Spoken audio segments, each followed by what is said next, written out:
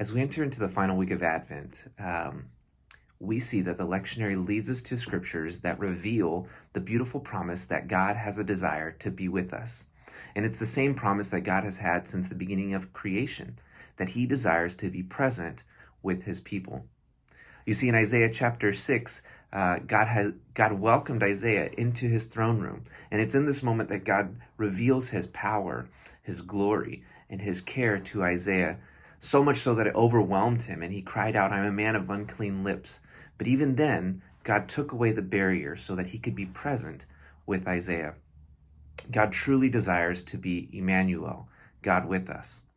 In fact, he didn't just give this one moment to Isaiah, but he wanted to reveal this idea to all people, so much so that in Isaiah chapter 7, God gives King Ahaz a promise that he would be present to his people, and this would happen through the birth of a child, and that this child, who was born from a virgin, would be called God with us, Emmanuel.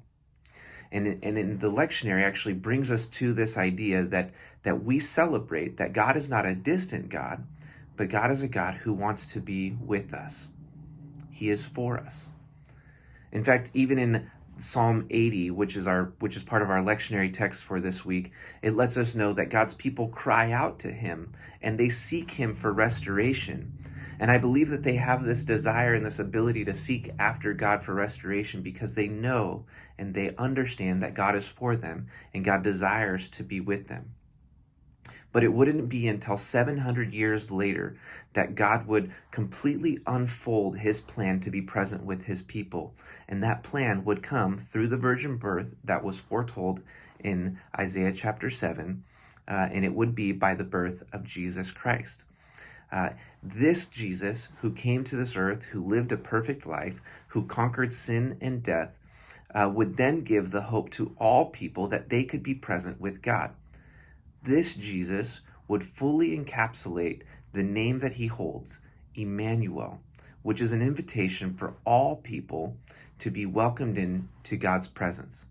So much so that the Apostle Paul in Romans chapter 1 gives us this excitement and this joy that God is for all people.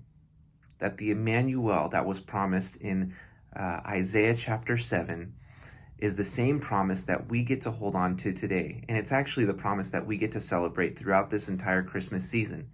That God loved us so much that he decided to be present with us, physically present with us, even through the birth of his son Jesus. And that is a joy that we get to hold on to, that the creator of the universe is for us. He is with us.